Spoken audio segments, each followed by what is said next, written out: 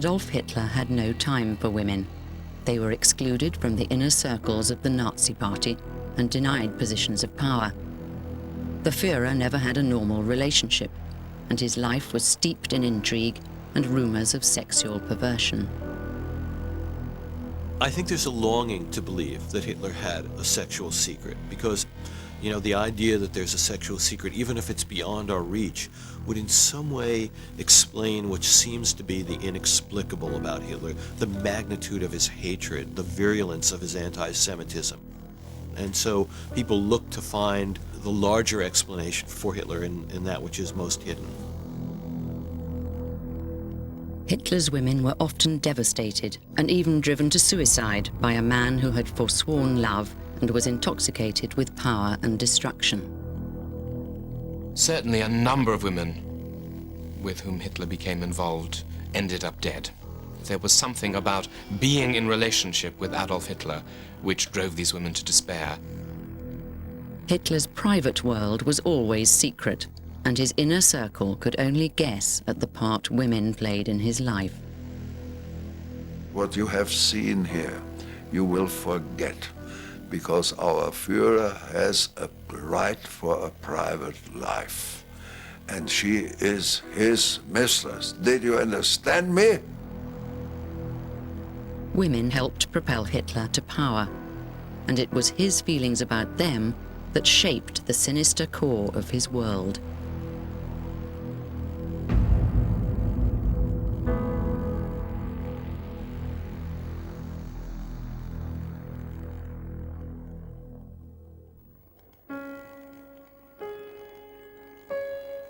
On the 12th of June 1939, Adolf Hitler left his mountain retreat in Bavaria for Linz, his hometown in Austria.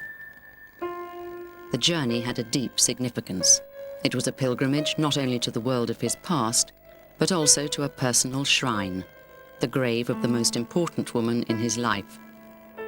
Ironically, the trip was captured on film by another woman, Eva Braun, his partner for 13 years. Hitler and his party motored through the Salzkammergut along one of the Third Reich's new autobahns. The destination was the resting place of his beloved mother, Clara. Hitler spent time meditating alone at her graveside. The bond between Hitler and his mother was the first and most important of his life, and was in many ways to define the nature of his personal world and his future relationships with women. It was extremely difficult for any woman to match up to the idealized portrait in his own mind about his mother, Clara Hitler. I think no other woman stood a chance, really. And I think those who did perhaps approach some approximation of Clara again fell short, and I think that was a tremendous source of sadness and dissatisfaction for Hitler. Clara Polzel was 24 when she married her cousin, the twice-widowed Alois Hitler. He was a 47-year-old customs official. Clara's life henceforth was to be one of motherhood and submission to the masculine will.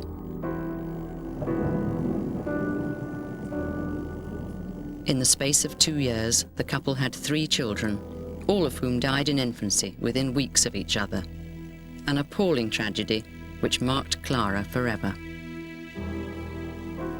But the birth of Adolf on the 20th of April 1889 brought her joy and relief.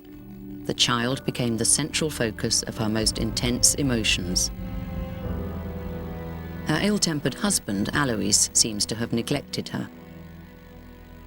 Hitler's mother lived in the shadow of her husband, this sort of somewhat brutal, authoritarian, domineering, tyrannical father who regularly, it seems, was given to beating the young Adolf.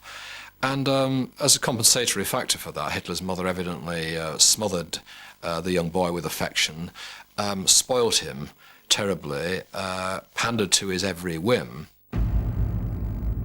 She was the one who defended him when he let it be known to his stern father that he, instead of going into the civil service as his father had, that he wanted to pursue an artistic career.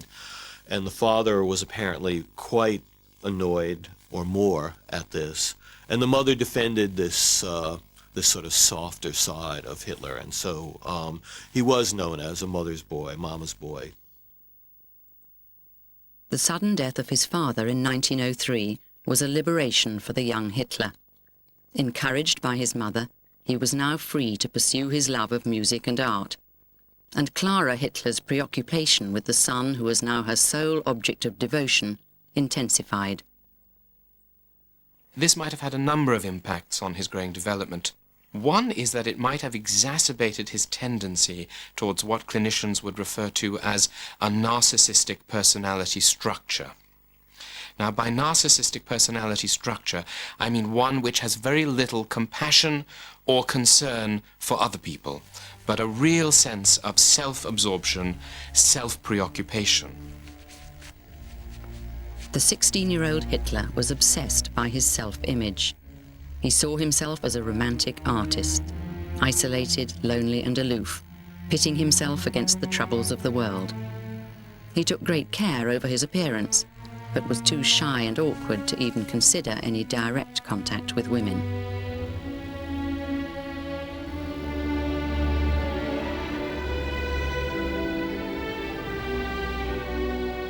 Hitler spent his time idling and daydreaming.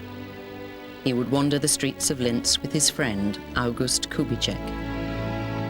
One evening in the spring of 1905, he noticed Stephanie Janssen, the 17-year-old daughter of a government official. According to Kubitschek, Hitler was smitten, declaring, "You must know I'm in love with her." He plainly took a fancy to this girl in a sort of idolizing, distant fashion. And he was already, in certain respects, living in a fantasy world, even in Linz, as regards the buildings and so on, architecture. And Stephanie fitted, in a sense, into this fantasy world. And he told his one friend there in the Linz period, August Kubitschek, of his plans to design a fine house, and eventually he would move in there with Stephanie. Each day, Hitler would wait in the hope of catching a glimpse of his beloved, but not a word was spoken. According to Kubitschek, Hitler insisted that, for such exceptional human beings as himself and Stephanie, there was no need for the usual communication by word of mouth. Extraordinary human beings would understand each other by intuition. Denn man hat immer den Eindruck, wollte dieses Mädchen eigentlich gar nicht direkt sehen. One always had the impression that he didn't really want direct contact with this girl. He didn't want a relationship. All he wanted was the illusion of a girl who would suit him, if he had ever had the courage to speak to a woman. He seemed to have learned from a book how a German woman should be, blonde, tall, unapproachable and chaste. Und groß und unnahbar und keusch. Hitler's fantasy affair with Stephanie was so powerful that it lasted for years. In 1907, he wrote her a letter promising to marry her. 6 years later, he placed a message in a Linz newspaper to the girlfriend he had never spoken to and hardly ever seen. Once more, he declared his love. She did recall, when she was interviewed in the 1950s, receiving some type of plaintive letter from someone that she presumed must have been Hitler. And she never even was aware of Hitler's existence at this time. Hitler's relationship had been nothing but a fantasy. There was at that time only one female reality, his mother, Clara. And at the end of 1907, his world was shattered when she became ill with breast cancer.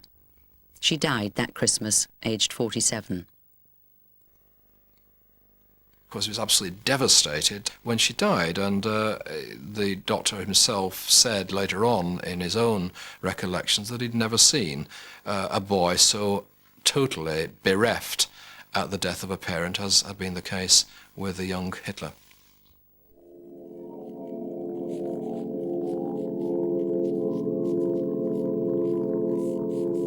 Adolf would not let any of the neighbors come in to remove the body, and he sat for hours and hours on end by his mother's bedside, sketching his mother's dead body.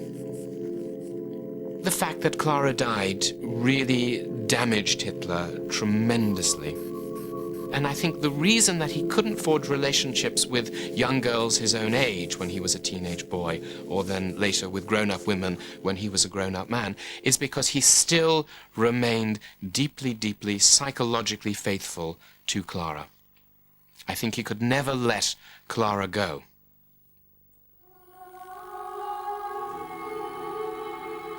In February 1908, Hitler moved to Vienna. The city was on the brink of the modern age. Artists like Gustav Klimt, with his openly erotic paintings, were challenging traditional values. Prostitution and criminality were rampant. Young men were expected to have sex, and there was no shortage of women to oblige them. The prudish Hitler was horrified. He was soon joined by his friend Kubitschek.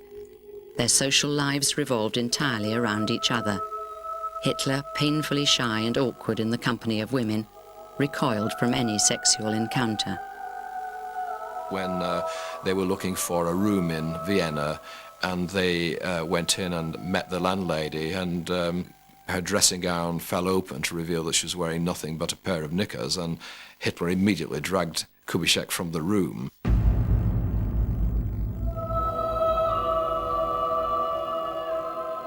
Hitler sought refuge in Vienna's opera house and the music of his hero, Wagner.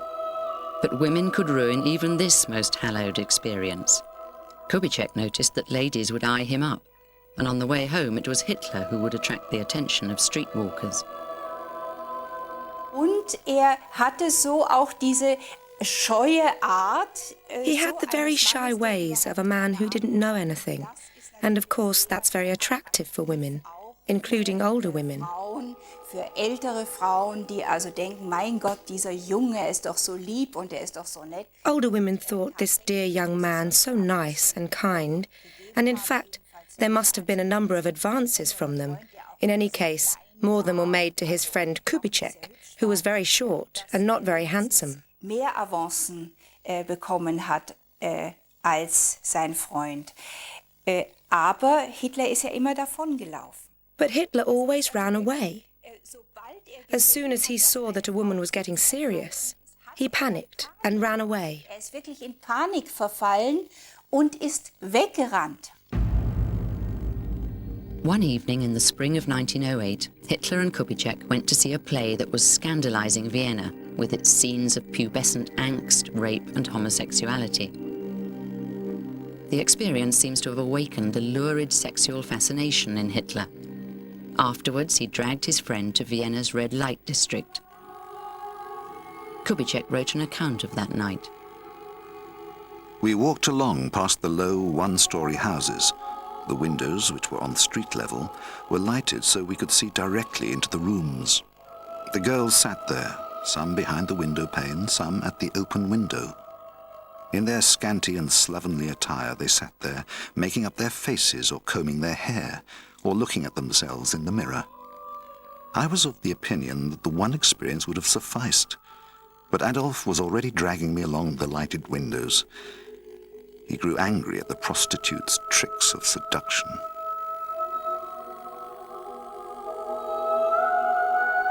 I think that when a group of women is identified as being perverse, depraved, like the prostitutes in the red light district, it makes the other women, particularly one's mother, look very good by comparison. And I think one way to ensure that mother remains virginal, almost Madonna-like, untainted by any sin, any scandal, is to focus one's criticisms upon women who are much more obviously sexual, like prostitutes. This sexual tension in Hitler's life seems to have played an important part in the growth of his fanaticism. He eagerly followed the rules of German nationalists who forbade any sex, even masturbation, before the age of 25. And it seems, in his horror of prostitution, that the seeds of anti-Semitism were sown.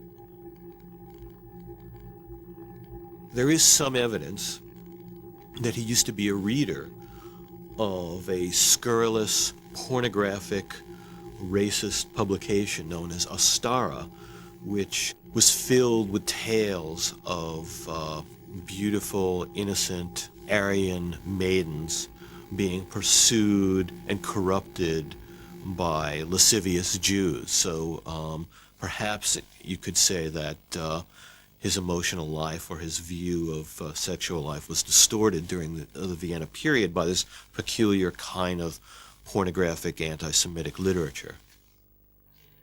In Vienna, Hitler's dreams of becoming an artist came to nothing, and he sank into a world of poverty, living in all-male doss houses and even sleeping rough. As he did so, his hatred for the two worlds of prostitution and the Jews came together and festered. Later, in Mein Kampf, Hitler wrote, The relation of the Jews to prostitution could be studied in Vienna as perhaps in no other city of Western Europe. When thus, for the first time, I recognized the Jew as the cold-hearted, shameless and calculating director of this revolting vice traffic, a cold shudder ran down my back. But then a flame flared up within me. I no longer avoided discussion of the Jewish question. No, now I sought it.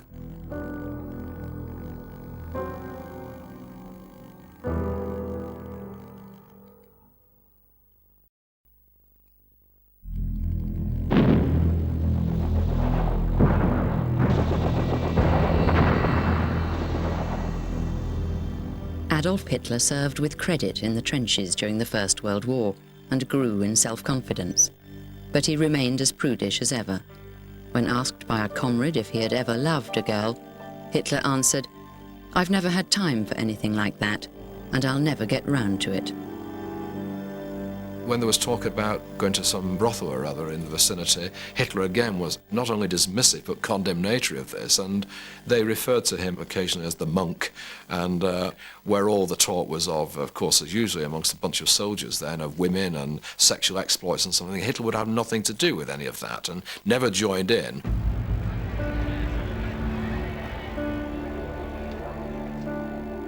After Germany's defeat in the war, Adolf Hitler emerged as a right-wing revolutionary and leader of the Nazi Party.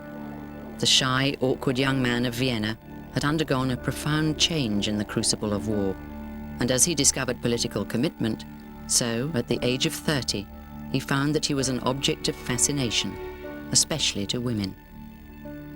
He was an odd-looking young man, and he gave the impression that he was very lonely.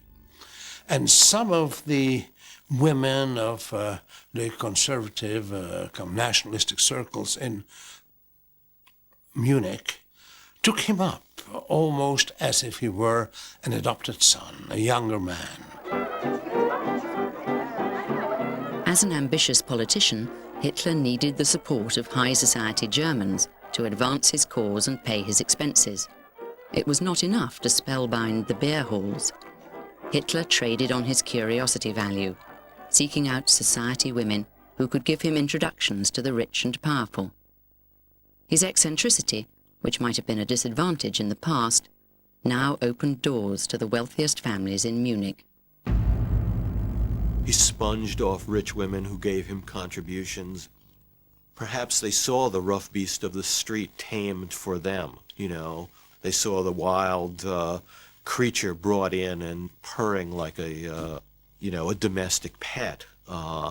And perhaps they attributed their own powers of feminine powers to be able to tame such a creature. And so there was a sense of, I guess, the noble savage that he played upon.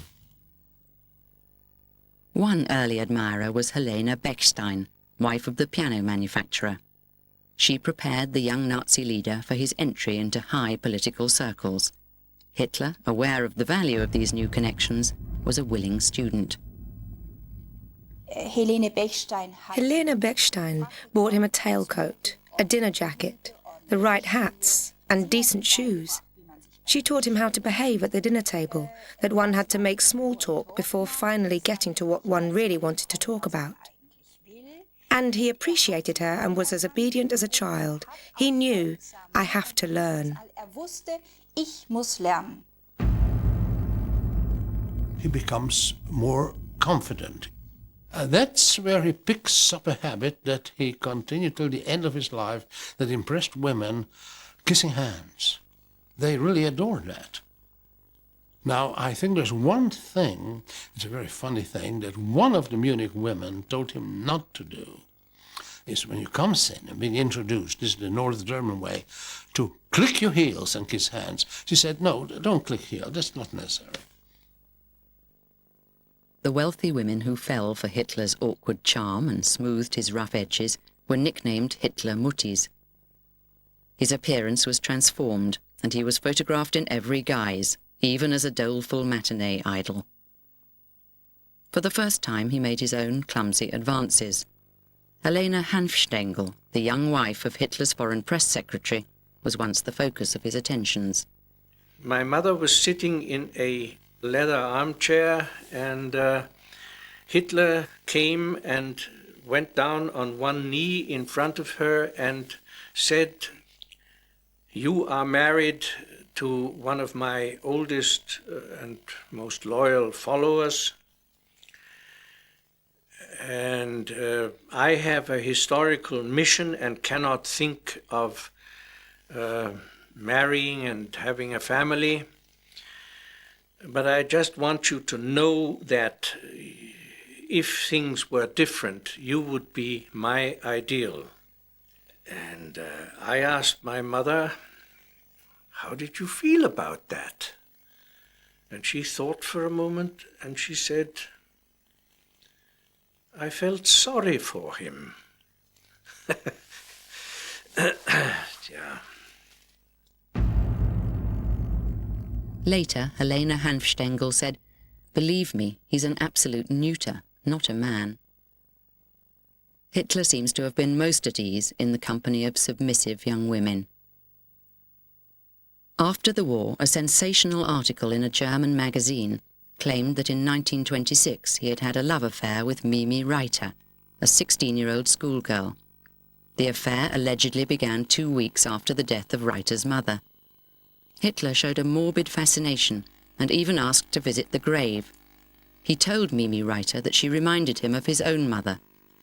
Hitler took her on drives in his Mercedes, flirted with her, and insisted she call him Wolf, his favourite nickname. Once, she said, he took her to a remote forest glade, stood her against a tree, calling her his woodland spirit, and kissed her passionately, declaring his undying love.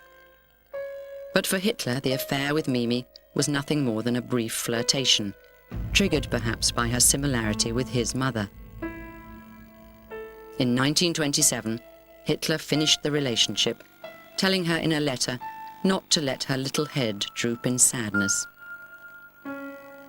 A year later, Hitler became involved with another young woman, Geli who was 19 years old and had strong, potentially incestuous links with the Nazi leader. After his mother, it was the most important relationship of his life.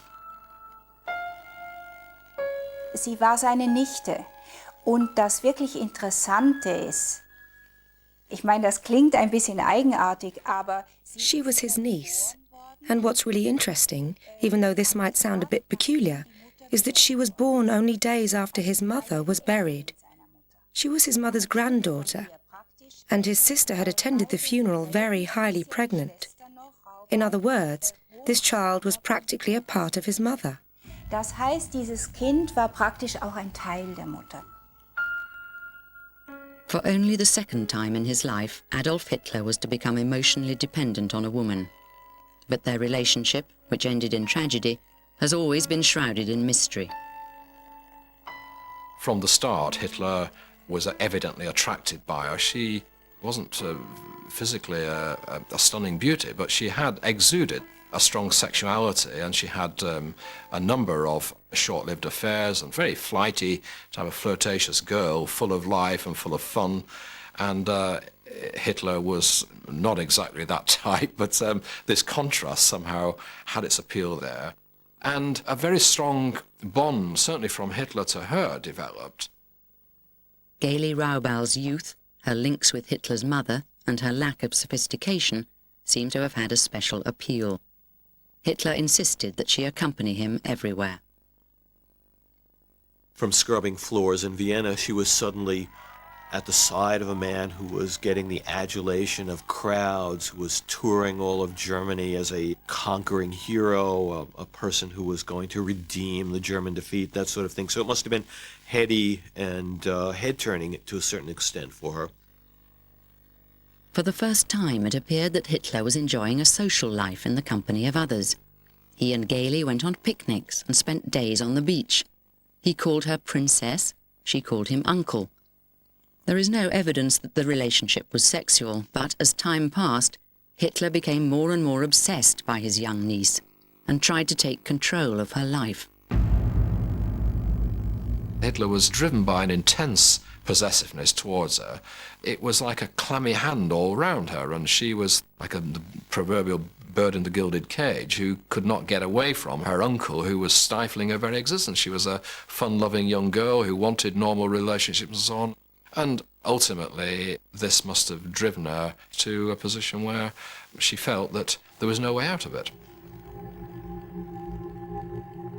Geli Raubal was becoming desperate to escape her uncle's clutches. She planned to move to Vienna, where, it was said, she had a boyfriend.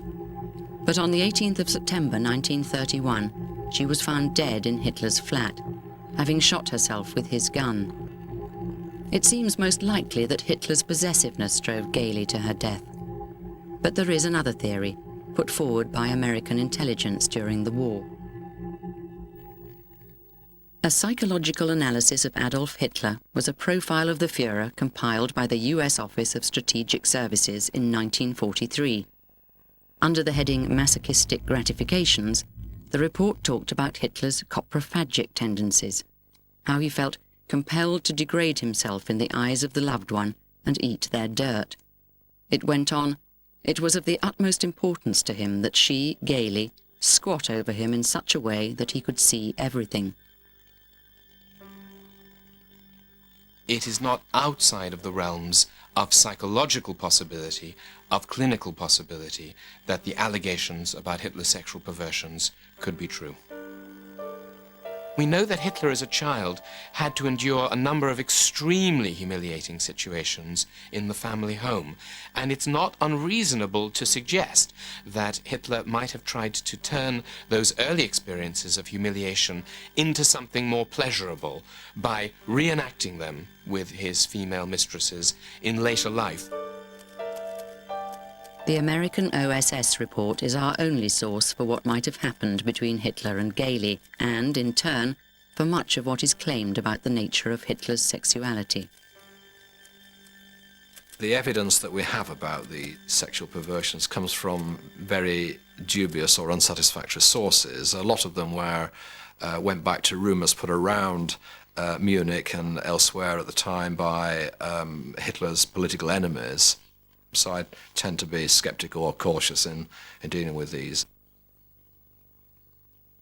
People would like to find a connection and be able to say, well, Hitler was monstrous personally in his private sexual life, therefore that explains the monstrousness of his political fantasies. But in fact, I think that what underlies all this attempt to find a sexual explanation is fear. Fear in some way that in the absence of some a wild perversion, we might have to realize that Hitler in some way is normal. And then a Hitler who is normal in some way is more frightening than a Hitler who is, hugely perverse. Because Hitler's normality in some way implicates our own normality. My view is that Hitler was an undersexed person. Normal, but undersexed. I mean, undersexed can be normal too. But by and large, not only after he becomes very successful, relationships with women were never a principal thing in his life. Adolf Hitler was to have one further relationship with Eva Braun, who achieved lasting fame after her death as the Führer's mistress and wife.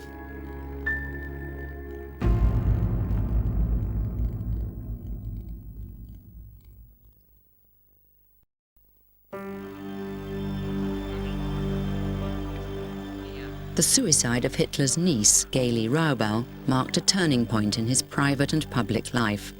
No woman would ever again occupy such a place in his heart, and no female presence would be allowed to impede his political progress. Yet Hitler relied on the support of women. He needed their votes on his path to power, and he used his public image to court them. Hitler, for his propaganda image, his public image, wanted to have no one woman who was seen to be too close to him, so that the aura of the Führer, or the Führer-in-waiting for Germany, was one which he had to cultivate, and he could see then the appeal that this was having.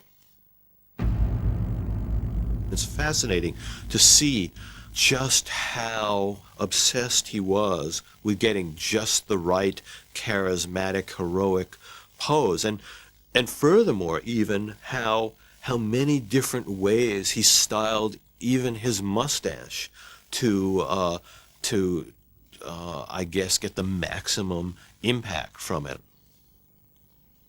He told us, the German coiffeurs wrote me letters, it would be much nicer if I would have a mustache like an English officer.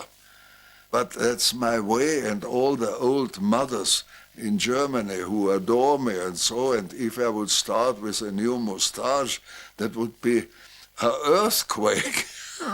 And I never would marry, he said, never, because I will give the German women the feeling that I'm in a certain way their husband and their lover.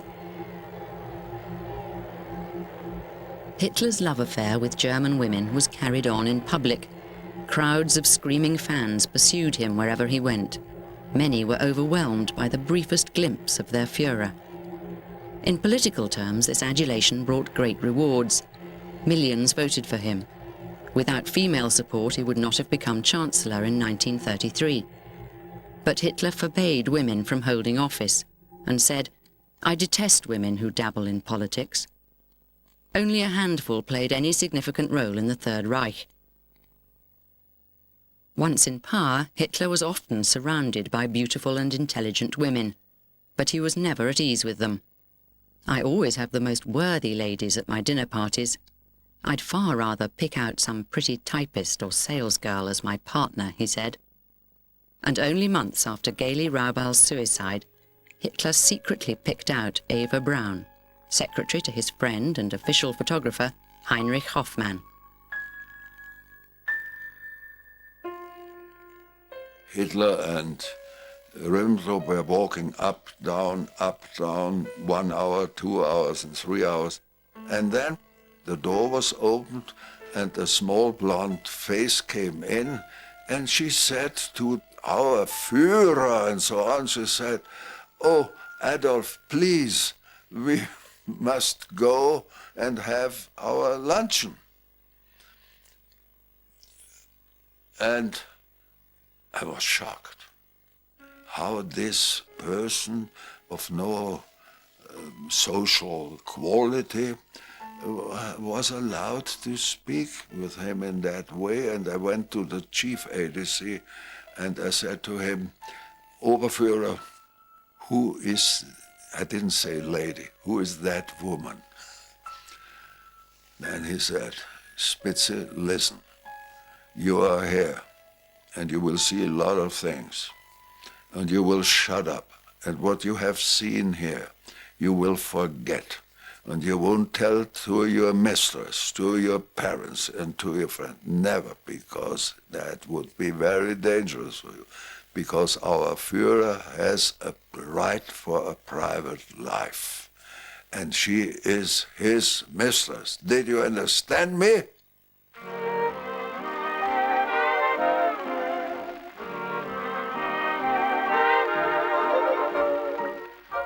Eva Braun had all the qualities Hitler liked in a woman. She was half his age, she was sexy, vivacious, and adored sports and the outdoor life.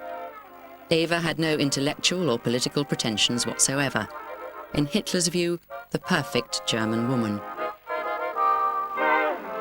She liked all the sorts of things that that young women like, and she liked having a good time. She liked partying, very keen on dancing.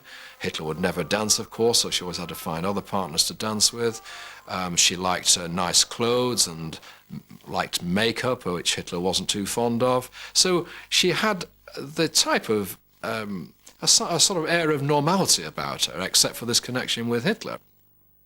He later said, "A highly intelligent man should take a primitive and stupid woman.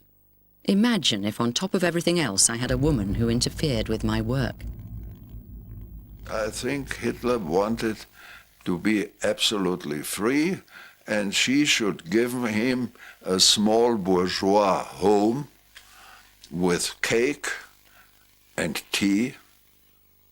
Hitler didn't want to have a socially high person.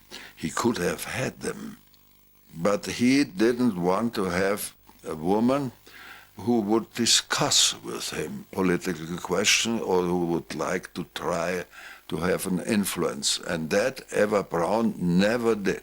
Eva Braun didn't interfere in politics.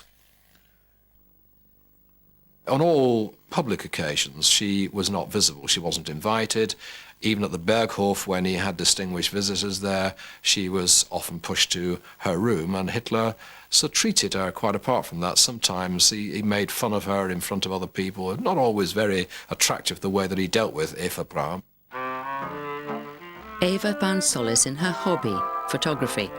Heinrich Hoffmann, her former boss and Hitler's court photographer, had taught her to use the cine camera, with which she filmed the Führer's world at the Berghof, his mountain retreat in the Bavarian Alps. She was always running around with a film camera. Always. She also took photos. Everything. The people laughing, people talking, a little bit surroundings. But most of the time she took pictures from persons. But I think he loved it, because if you see the pictures now, he is always standing around. So I think he was not angry about being photographed. Eva Braun captured the essence of Hitler's private life, where women played out the role expected of them by the Führer, as mothers or as pretty hangers-on, lounging around on the Berghof terrace as if at an endless summer party. In this empty world, Eva longed in vain for the sort of wholehearted commitment that Hitler had given to his niece, Geli Raubal. Whatever the nature of Hitler's relationship with Eva Braun, it did not carry the weight or have the same sort of emotional effect as his relationship with Geli Raubal, whatever that was. That Eva Braun was sort of the figurehead consort who replaced Geli, but that Hitler's emotional investment in Geli Raubal was far more powerful than it ever became with Eva Braun. Certainly there was a kind of strong companionate relationship, but the nature of their sexual relationship, if there is one or was one at all, is unclear. Herbert Döring was Hitler's manservant at the Berghof and witnessed the Führer's relationship with Eva at first hand. Also Eva Braun habe ich sehr gut gekannt, sehr gut mit ihr ausgekommen, eine sehr nette Dame, freundlich, elegant. I knew Eva very well, and I got on with her. She was friendly, elegant, but she was sometimes moody and morose. But those who knew how the relationship was between them could not hold this against her. It was not a love affair, never. It was an ongoing friendship.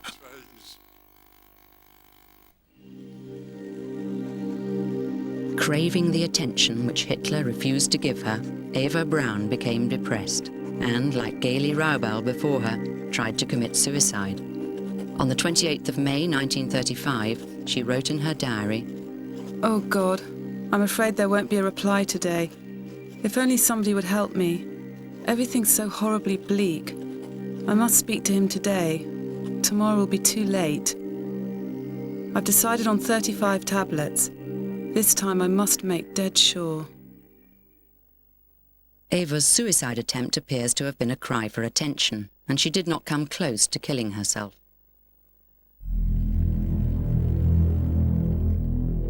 The Führer was married to his mission. To have devoted himself to Eva Braun or any other woman in his life would have been in direct conflict with his most fundamental idea of himself. Sie dürfen auch nicht vergessen, dass Hitler sich ja immer als der große Retter, als der große Prophet und der große Retter aus allem. Hitler always styled himself as the great saviour and prophet, the rescuer from all misfortune. And this idea of the saviour was part of his self-image. The saviour is a pure man, one unsullied by sexuality. And Hitler internalized this view. It wasn't theory for him, it was life. Das war keine Theorie für ihn, das war für ihn Leben. Was ich je gesagt habe. Hitler offered himself up to millions of German women as a husband and lover. These were Hitler's women, and his bride, as he often said, was Germany. The relationship was consummated at his set-piece speeches. Der Wiedergewinnung der inneren Kraft und Gesundheit des deutschen Volkes.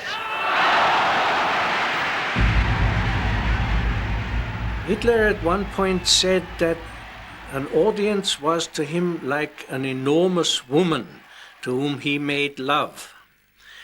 And there was something of that sort in his extremely emotional approach to oratory and his whipping up these increasingly unbridled emotions.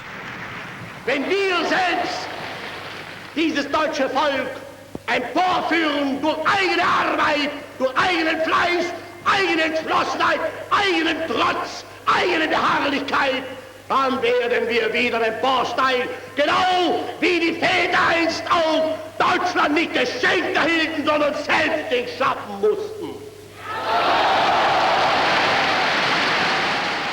There is this element in his public speaking where the crescendos of his speeches and the way in which he responded to the masses was a type of sexual fashion of leading them on, leading them up to a crescendo, reaching an orgasmic climax and so on. And Hitler himself afterwards being, after his big speeches, being physically drained by this and being really approachable by next to nobody.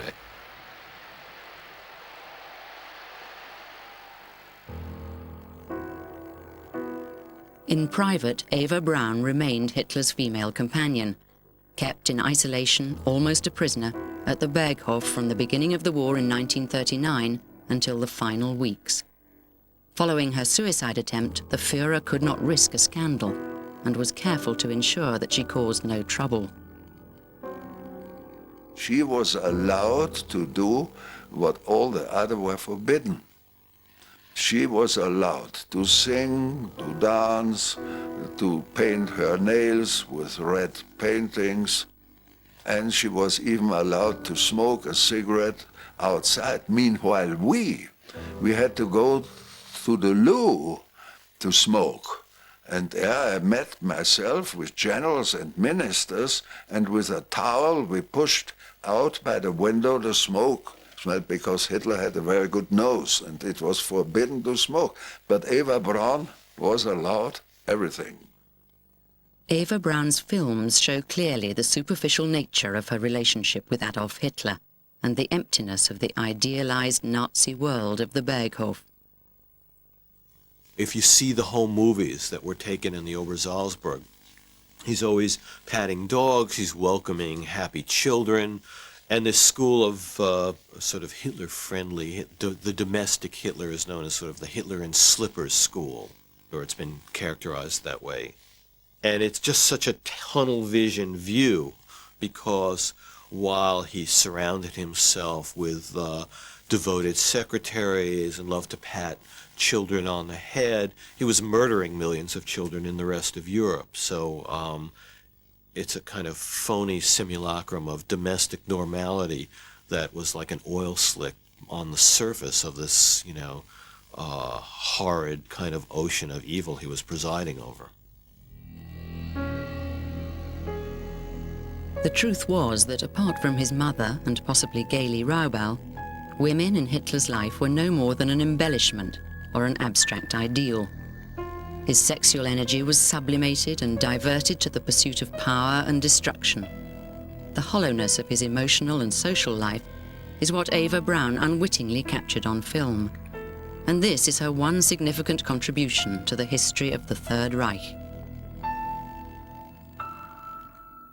As the war progressed, Hitler came less often to the Berghof, and Eva was left for long periods to her own devices. In the absence of the Führer, she became a different person and enjoyed the companionship of her female friends and relations. In the summer of 1944, she was joined by her cousin Elizabeth, with whom she spent much time in the mountains. Within a year, Eva Braun would be dead.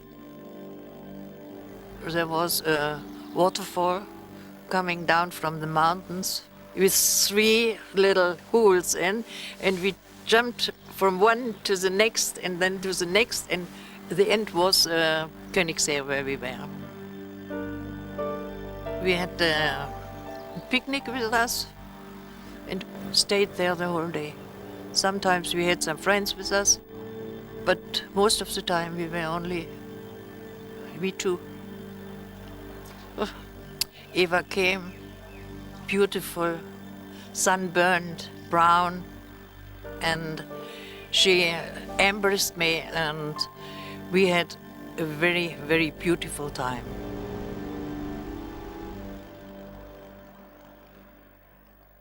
Six months later, Eva left the Berghof for the last time. She travelled to Munich to say goodbye to her family, and in March 1945, she joined Hitler in his Berlin bunker. Adolf Hitler had sacrificed love in favour of supreme power and conquest, but in his final days, as total defeat loomed, he gave up his solitary life and married his secret companion.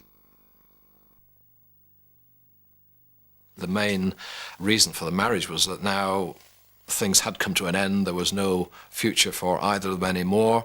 She'd stuck with him through thick and thin, and now whatever role, rather passive role, that she's served over the previous 13 years can now be rewarded in granting her what she's wanted more than anything else, something that no one else in their right mind would have wanted, marriage to Hitler a day before they were just about to commit suicide. And this was, I think, his token recognition for Eva Braun's unquestioned loyalty.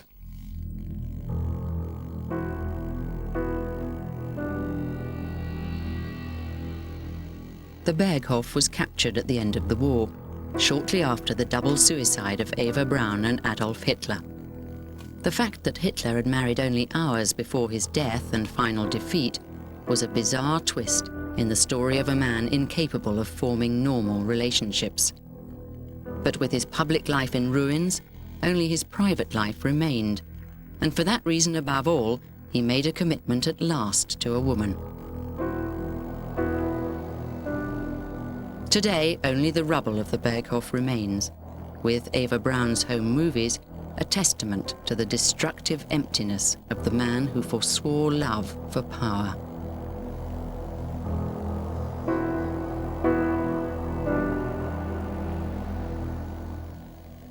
Marrying into Nazism, The Brides of the Third Reich, next week at the same time. And the book to accompany the series, Nazi Women, will be available from March the 15th, priced $14.99. You can pre-order your copy directly from the Channel 4 shop with free delivery on 0870 1234 344, or click on to channel4.com/shop.